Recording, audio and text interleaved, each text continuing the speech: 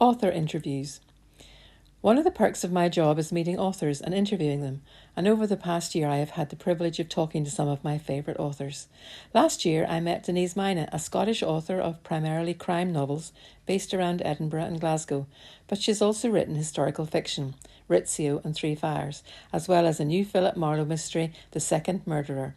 She is a big fan of podcasts and blogs, and her novel Confidence features a crime involving a vlogger. Brian Bilson met up with me in Mackerafelt last year too. He is a poet who found his niche during COVID, writing short, humorous poems for Twitter, as it was then. His fan base increased massively during that time, and he was eventually persuaded to perform his poems live on stage, touring the country to sold-out venues. He was back in Belfast again this October in great form, with lots of new poems. Local author Sheena Wilkinson gave up her time to have a chat with me as well, and talked about her upcoming project. First Term at Fernside has just been published. It is based on a fictitious Belfast girls' boarding school in 1925, and it will appeal to fans of St Clair's, Mallory Towers and the Shalley School series. She says it's suitable for readers from 9 to 90. You can catch up with all three of these audio interviews on our YouTube channel. Lucy Caldwell launched her new book of short stories openings earlier in the year, and I spent half an hour with her chatting about her writing, how it started and how it felt to win the Walter Scott Prize for Historical Fiction last year for her novel These Days, a story based in Belfast during the Blitz of World War II. The transcript of that interview is available here.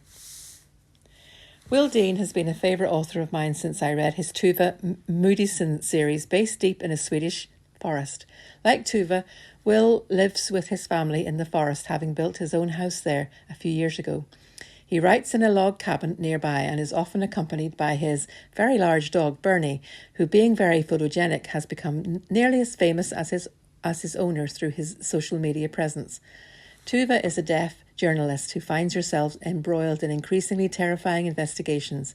Look out for her next case in Icetown, coming later in the year, or catch up with some of the previous stories. The transcript of the interview with Will is available here.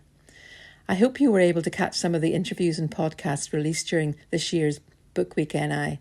My colleague Pete and I have had great fun chatting to many great authors, local and beyond. We plan to continue releasing weekly book-cited podcasts from now on, so remember to like, follow and share to make sure that you don't miss any. You can find the link here or go to Podbean to listen. We are truly book-cited about this and hope you enjoy listening as much as we enjoy making them.